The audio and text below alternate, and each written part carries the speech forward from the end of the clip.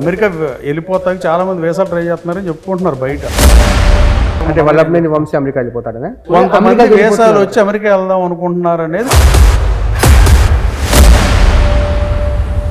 చాలామంది ఆల్మోస్ట్ వాళ్ళు ఊర్లో లేనట్టు స్విచ్ ఆఫ్ చేసినట్టు ఏమవుతుంది అన్నట్టు భయాందోళనగానే ఉన్నారు. ఎవరు అందుబాటులో లేరు. వంశీ పారిపోయాడని ఆయన అనుచరులు కూడా అమెరికాకు జంప్ అవుతున్నారని యార్లగడ్డ ఆయన అనుచరులు చేస్తున్న ప్రచారంలో నిజమేంతో తెలుసుకోవడానికి నేను నా టీంతో కలిసి ఎక్కడైతే గొడవ జరిగిందో ఆ స్పాట్కి వెళ్ళాను.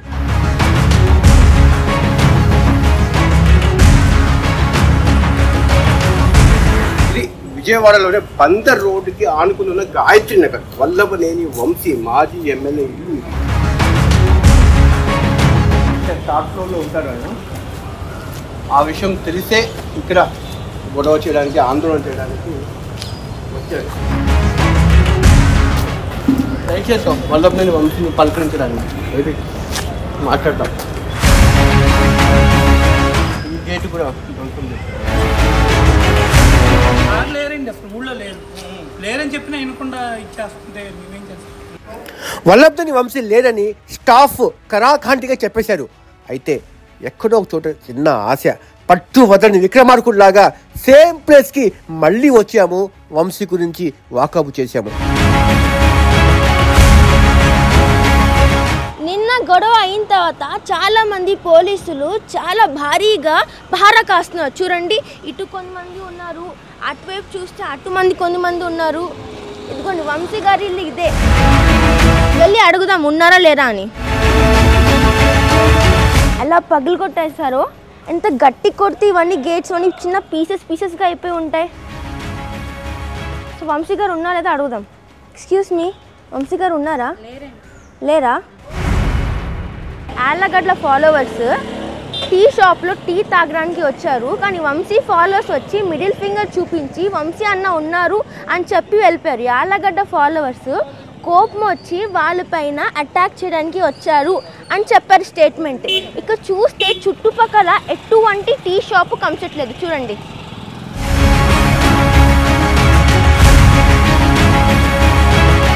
టీ స్టాల్ దగ్గర ఎక్కడ ఉంటే వాళ్ళు ఎలా అన్నారని చెప్తున్నారు. అంటే మిడిల్ ఫింగర్ చూపించారా?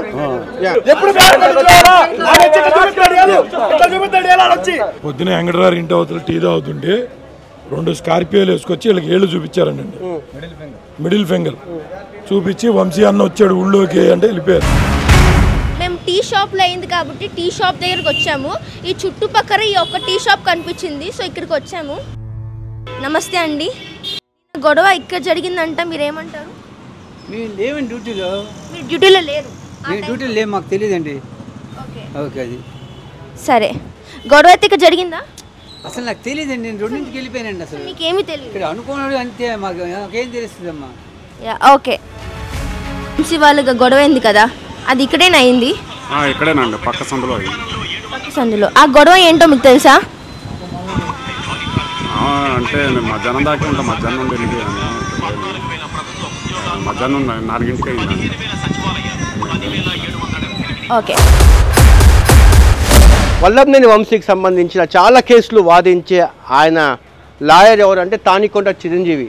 ఈయన ఇదే బిల్డింగ్లో ఉంటారు, 3rd ఫ్లోర్లో అంట. చూద్దాం, ఇంత వెళ్ళి మాట్లాడదాం వంశీ ఎక్కడున్నారో. అమ్మా ఎవరున్నారమ్మా ఇక్కడ? ఈయనే చిరంజీవి అంటే. చాలామంది వంశీ అనుచరులు కూడా, ఆయన శ్రేయోభిలాషిగా ఉండేవాళ్ళు కూడా మాట్లాడమని చెప్పి వాళ్ళు ఇంటర్వ్యూ అడుగుతూ ఉంటే ముఖం చాటేస్తూ ఉన్నారు. ఈయన ఎలా రెస్పాండ్ అవుతాడో చూద్దాం. ఎక్స్క్యూజ్ మీ, ఉన్నారు చిరంజీవి గారు? ఉన్నారమ్మా? ఉన్నారా? నమస్కారం సార్. నమస్తే. ఎలా ఉన్నారు? బాగున్నాను. Nice meeting after long time. Okay, ఒక 2 నిమిషాలు మాట్లాడవచ్చా? మాట్లాడండి. 2 minutes రికార్డింగ్. ఇది కొంచెం ఫ్రీగా ఎవరు లేకుండా. ఏం పర్సనల్ రికార్డింగే కదండి. 2 minutes కాదు, మాట్లాడండి. ఈ మైక్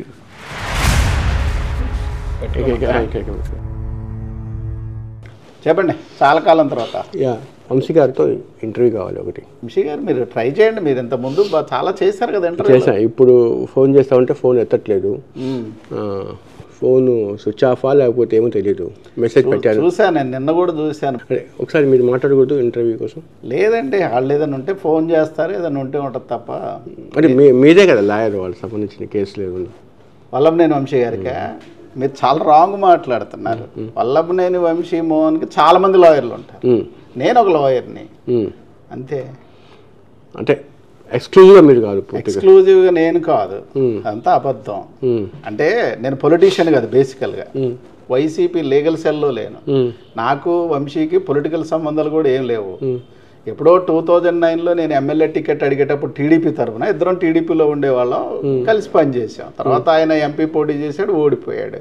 తర్వాత చాలా ఇష్యూస్లో పనిచేసాం, కానీ ఈ మధ్య కాలంలో చాలా తగ్గిపోయింది. వైసీపీలో కూడా ఏం మీకు మెంబర్షిప్ ఏమలాంటిది ఏం లేదు. నేను వైసీపీ అసలు పాలిటిక్స్లో లేను నేను. ఈ మధ్య ఎప్పుడు మాట్లాడారు? ఈ మధ్య కాలంలో మొన్న ఎలక్షన్స్ అయిపోయిన తర్వాత వంశీ అమెరికా పారిపోయాడు, తిరిగి రాడు, ఇవన్నీ విన్న తర్వాత ఫోన్ చేశా. ఏంటన్నా అంటే ఎత్తి ఏంటన్నా ఎక్కడన్నా అంటే అమెరికాలో ఉన్న చిరు అన్నాడు.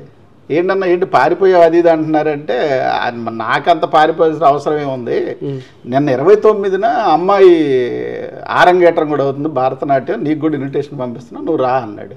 వచ్చాడు కదా. ఈ మధ్య ఎప్పుడు మాట్లాడారు లాస్ట్? అదే లాస్ట్ టాక్ ఆల్మోస్ట్. ఇంకా తర్వాత నేనేం మాట్లాడాల. అంటే ఫ్రీక్వెంట్గా ఏముండదు మాటలు? ఫ్రీక్వెంట్గా ఏముంటుందండి, వంశీ నాకు వన్ ఆఫ్ ద క్లయింట్. నాకు అలాగే నేను చాలా మందికి పనిచేశా. టీడీపీలో ఉంటారా? కోడెల శివప్రసాద్ గారు నా క్లయింటే. అలాగే ఈ ఊర్లో గద్దె రామ్మోహన్ గారు, బోండవమ్మ గారు, బోడే ప్రసాద్ గారు, మా జగ్గయ్యపేట శ్రీరామ్ తాతయ్య గారు, ఎందుకు స్వామిదాస్ గారు ఇప్పుడు మొన్నటి వరకు టీడీపీ, ఇప్పుడు వైసీపీకి వచ్చాడు కదా, ఆయన మ్యాటర్లు చాలామంది మ్యాటర్లు చూస్తాం అంతే తప్ప ఎక్స్క్లూజివ్ పార్టీ యాక్టివిటీలు అవన్నీ నాకేం సంబంధం లేదు. ఒక్కవేళ ఎవరితో మాట్లాడితే వంశీతో యాక్సెస్ ఉంటుంది ఇంటర్వ్యూ కోసం? మీరు మాట్లాడండి సార్. ఫోన్ పనిచేయట్లేదు. ఫోన్ పని చేయకపోతే ఒకవేళ నాతో టచ్లో వస్తే ఖచ్చితంగా చెప్తా మీతో మాట్లాడమని. ఆయన కూడా మాట్లాడతాడు కదా. అంతేనా? ఇంక వెళ్ళిపోవచ్చా? ఏముంది సార్, మీకు ఏదన్నా ఉంటే అడగండి. యాక్చువల్గా ఏంటంటే వంశీతో ఇంటర్వ్యూ కావాలి అంటే ఆయనకి సన్నిహితంగా ఉండే వాళ్ళ అడ్వకేట్స్లో మీ పేరే ప్రధానంగా వినిపిస్తుంది కదా, ఇప్పుడు ఎందుకు చెప్పట్లేదు? ఈ ఇన్సిడెంట్స్ కారణంగా ఏదైనా భయపడ్డారా మీరు? సరే, ఒకటి మీరు గమనించాలి, అంటే మీకు వాస్తవాలు తెలియకుండా మాట్లాడతారు. అది కాదు సార్, కొంత భయం ఉంటుంది కదా పొలిటికల్గా అది ఇది అని చెప్పి. పొలిటికల్గా అసలు నేను పొలిటీషియన్ కాదండి, ఐఎమ్ ఏ ప్రాక్టీసింగ్ లాయర్. నేను భయపడాల్సిన అవసరం నాకేముంటుంది? నేనేం పొలిటికల్గా లేను. లేకపోతే మీరు ఎక్కడైనా చూసుకోండి, పొలిటికల్ ప్లాట్ఫామ్లో కానీ పొలిటికల్ డిబేట్స్లో కానీ చాలామంది మిత్రులు పిలుస్తూ ఉంటారు, నేను ఎప్పుడు కూడా పార్టిసిపేట్ చేయట్లా. I'm purely and profession. More over ఇప్పుడు ఏదైనా కేసులు అనుకుంటే ఎవరికి ఇస్తారు? మీకే ఇస్తారు కదా. అన్నీ కూడా నేను కాదు. ఎందుకంటే రీసెంట్గా మీకు ఒకటి చెప్తా, ఇప్పుడు ఎంపీ ఎమ్మెల్యే కోర్టు అని స్పెషల్ కోర్టు ఉంది. ఇప్పుడు స్పెషల్ కోర్టులో ఈ యార్లగడ్డ వెంకటరావు గారి మ్యాటర్లు, ఈ వల్లభనేని వంశీ మ్యాటర్లు జరుగుతున్నాయి. వల్లభనేని వంశీ గారికి నేను లాయర్ని కాదు, కావాలంటే you can check the record. Koganti Sai Mohan గారు అని చాలా పెద్ద సీనియర్ లాయర్ని పెట్టుకున్నారు ఆయన. అలాగే ఇప్పుడు హైకోర్టులో కొన్ని మ్యాటర్స్ ఉన్నాయి. అందుట్లో హైకోర్టులో ఉన్న 5-6 మ్యాటర్లు నేను ఒకటి అప్పీర్ అవుతున్నాను తప్ప మిగిలిన చాలామంది లాయర్లు ఉన్నారు. అంబటి సుధాకరు, చల్లా అజయ్ కుమార్, వీళ్ళందరూ ఉన్నారు. అంతేగాని నేను ఎక్స్క్లూజివ్ అలాంటిది ఏం లేదు. నా బిజీ నాకుంది, నా గొడవలు నాకున్నాయి, నా కోర్టు కేసులు, నా ప్రాక్టీస్ నాకుంది. ఎందుకు వంశీకి సంబంధించి ఏదైనా మాట్లాడాలనుకుంటే ఆయన సన్నిహితంగా ఉండేవాళ్ళు కూడా నేను ట్రై చేస్తే మొహం చాటేస్తున్న పరిస్థితి కనిపిస్తూ ఉంది. చాలామంది ఆల్మోస్ట్ వాళ్ళు ఊర్లో లేనట్టు, స్విచ్ ఆఫ్ చేసినట్టు, ఏమవుతుంది అన్నట్టు భయాందోళనగానే ఉన్నారు. ఎవరు అందుబాటులో లేరు. Bye. Thank you. Vallabhaneni Vamsi ఇప్పుడైతే పత్తా లేకుండా పోయారు. ఆయన పారిపోయారని చెప్పి టీడీపీ వాళ్ళు ప్రచారం చేస్తూ ఉన్నారు. గతంలో ఎన్నో క్రైసిస్ ఎదుర్కొన్నాడు వల్లభనేని వంశీ. ఇంత రకమైన భయం అనేది అతను పడ్డాడంటూ ఇక్కడ కనిపించలేదు. ఎందుకంటే 2006 నుంచి నేను విజయవాడలో దఫాలుగా బ్యూరో ఇన్ఛార్జ్గా పనిచేస్తూ నేను రిపోర్టింగ్ చేయడం జరిగింది. 2006లో దాసరి బాలవర్ధనరావు ఈయన ఉన్నప్పుడు, టీడీపీలో ఉన్నప్పుడు, ఈయన టీడీపీలో ఉన్నాడు, దాసరి బాలవర్ధన్ టీడీపీలో ఉన్నారు. వాళ్ళ మనుషులు వీళ్ళ మనుషులు కొట్టుకున్నారు. అప్పుడు వంశీదే తప్పు అని చెప్పి వల్లభనేని వంశీ మీద సస్పెన్షన్ పెట్టేశారు చంద్రబాబు నాయుడు. అప్పుడు కూడా ఆయన ఊరు వదిలి అయితే వెళ్ళిపోలేదు వల్లభనేని వంశీ. అదేవిధంగా 2009లో అధికార పార్టీ కాంగ్రెస్ ఉన్నింది ఆ టైంలో. అప్పుడు దేవినేని నెహ్రూ గారితోనే గొడవపడి ఒక రకమైన ఒక దుర్భాషలు ఆడారు ఆయన మీద ఆ పదజాలాలతో. అప్పుడు ఆయన కూడా నెహ్రూ కూడా అలా రకంగా ప్రెస్ మీట్ పెట్టి ఈయన మీద అటాక్ చేయడం జరిగింది. అప్పుడు కూడా నెహ్రూ మీద అంత డైరెక్ట్గా మాట్లాడే దాఖలాలు ఎవరికి లేదు. ఒకవేళ వల్లభనేని వంశీ అప్పుడు మాట్లాడాడు. బాజీ ప్రసాద్ నుంచి అప్పటి నుంచి థ్రెట్ ఉంటుందని అనుకున్నప్పుడు కూడా ఆయన ఊరు వదిలి అయితే వంశీ పారిపోలేదు. అదేవిధంగా 2011 ఆ ప్రాంతాన్ని అనుకుంటాను, అప్పుడు పోలీస్ కమిషనర్గా సీతారామచంద్రన్ గారు విజయవాడలో ఉన్నప్పుడు ఆయన ఎన్కౌంటర్ స్పెషలిస్ట్గా ఎంతో పేరున్న వ్యక్తి. ఆయన జోలికి పోవాలి ఏమైనా భయపడతారంటారు చెప్పి సీతారామచంద్రుడి మీద కూడా గొడవపడి ఆయన పెద్ద వివాదం సెన్సేషన్ అయింది ఆ ఇష్యూ. అప్పుడు కూడా ఆయన విజయవాడ వదిలి పోలేదు. ఎన్నో క్రైసిస్ని ఎదుర్కొన్నారు కానీ ఫైట్ చేసి, కానీ ఎందుకో ఈసారి యాళ్ళగడ్డతో గొడవ ఘర్షణ వచ్చిన తర్వాత అదృశ్యమైపోయాడు. కనీసం తన వర్షన్ ఇది కాదు జరిగింది అది ఇది అని చెప్పడానికి కూడా మీడియా ముందుకు రాలేదు. కనీసం ఆయన ఎక్కడికి వెళ్ళిపోతే ఒక వీడియో కూడా రిలీజ్ చేయడం జరగలేదు ఇప్పుడు దాకా. దాని మీద రకరకాలుగా ప్రచారం జరుగుతూ ఉంది. ఇప్పుడు యాళ్ళగడ్డ వాళ్ళు ప్రచారం చేస్తున్న ప్రకారం వచ్చిందంటే, నా ఇంటర్వ్యూలో చెప్పాడు యాళ్ళగడ్డ వల్లభనేని వంశీకి కుడి ఎడమ భుజాలుగా ఉండేవాళ్ళు అమెరికా వెళ్ళిపోవడానికి వీసా కూడా రెడీ చేసుకుంటున్నారు, త్వరలో వెళ్ళిపోతున్నారు అని చెప్పాడు భయపడి. ఏమో దీంట్లో నిజమేంతో తెలియదు కానీ ఈ ప్రచారాల్లో, బట్ ఆయన వర్షన్ అయితే వినిపించలేదు ఇప్పుడు దాకా. విజయవాడలో వరుసగా జరుగుతున్న ఘటనలు అంటే కొడాలి నాని ఇంటి మీద గుడ్లతో దాడి, వల్లభనేని వంశీకి సంబంధించిన ఇంటికాడ జరిగిన ఘర్షణ, అదేవిధంగా గుంటూరులో అప్పిరెడ్డికి సంబంధించిన ఇంటికాడ జరిగిన ఘర్షణ, ఇవన్నీ చూస్తూ ఉంటే ఏమనిపిస్తుంది మీకు? వామ్మో ఏమైపోతుంది లా అండ్ ఆర్డర్ ఏమైపోతుంది అనుకుంటారు కదా. ఏం కాదు, ఇవన్నీ జరిగింది కొంచెం అయితే ఎక్కువ ఎగ్జాగరేషన్ కూడా ఎక్కువ అనిపిస్తూ ఉంది బయట అంతా అని చెప్పి. జరిగింది, ఇన్సిడెంట్స్ అయితే జరిగాయి, కానీ ఇవే కంటిన్యూ అవుతాయని అయితే నేనైతే అనుకోను. ఎందుకంటే చంద్రబాబు నాయుడు గారికి ఈసారి కరెక్ట్గా ఒక విజన్ ఉంది, ఎలాగైనా కూడా రాష్ట్రాన్ని డెవలప్ చేయాలి ఈసారి అని చెప్పి.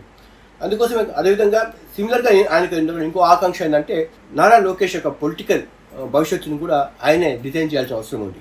ఇంత లక్ష్యాలతో ముందుకు వెళ్తున్నప్పుడు ఈ ఘర్షణలు ఇటువంటి దారులకు ఆయన ప్రోత్సహిస్తాడని చెప్తే నేనైతే అనుకోను. ఎక్కడో ఒక చోట దీనికి పులి స్టాప్ పడతాయి ఖచ్చితంగా. ఇవన్నీ తాత్కాలికంగా గవర్నమెంట్ ఫార్మ్స్ కాలేదు కాబట్టి ఇవన్నీ జరుగుతూ ఉన్నాయి. ఖచ్చితంగా దీనికి ఒక ఎండ్ కార్డ్ అయితే పడుతుంది. ఎందుకంటే విజయవాడకి ఇప్పటికే ఎన్ఆర్ఐలు విజయవాడకు వచ్చి రాష్ట్రం అభివృద్ధికి సంబంధించింది ఎన్ని కోట్లు పెట్టుబడి పెట్టాలని చెప్పి ఇక్కడ పనిచేస్తూ ఉన్నారు. ఆయన Komati Jayaram NRI USA NRI coordinator TDP కూడా దాదాపు ఆయన ఒక 2 ఏళ్ల పాటు విజయవాడలో ఉండి ఈ రోజు కోసం ఎదురు చూశారు. ఖచ్చితంగా టీడీపీ వస్తుంది, ఆ తర్వాత ఏ విధంగా ప్రాజెక్ట్స్ టేక్ ఆఫ్ చేయాలా, ఫారినర్స్ని తీసుకుని వచ్చి మల్టీనేషనల్ కంపెనీస్ని విజయవాడకి ఎలా తీసుకురావాలా, అదేవిధంగా శ్రీకాకుళం, విజయనగరం, విధంగా అనంతపురము, కడప జిల్లాలు కూడా ఎలా తీసుకెళ్లాలని చెప్పి ఒక డిజైన్ చేస్తున్నారు. నేను సందర్భంగా కోమటి జయరామ్ కూడా కలిశాను, ఆయనతో కూడా మాట్లాడాను నేను ఇప్పుడు. సార్ నమస్కారం. నమస్కారం జాఫర్ సార్. ఇప్పుడు ఎన్ఆర్ఐలు యూఎస్ నుంచి కానీ ఇంకా మిగతా కంట్రీస్ నుంచి కానీ ఇంకా ఆంధ్రప్రదేశ్కి వచ్చి పెట్టుబడులు పెట్టి ఇంకా ఇక్కడ ఎంప్లాయ్మెంట్ జనరేట్ చేసే పరిస్థితి కనిపిస్తుందా, లేకపోతే ఒక చంద్రబాబు నాయుడు గారిని సీఎం చేసేసి ఇంకా పని అయిపోయింది అనుకుంటున్నారా?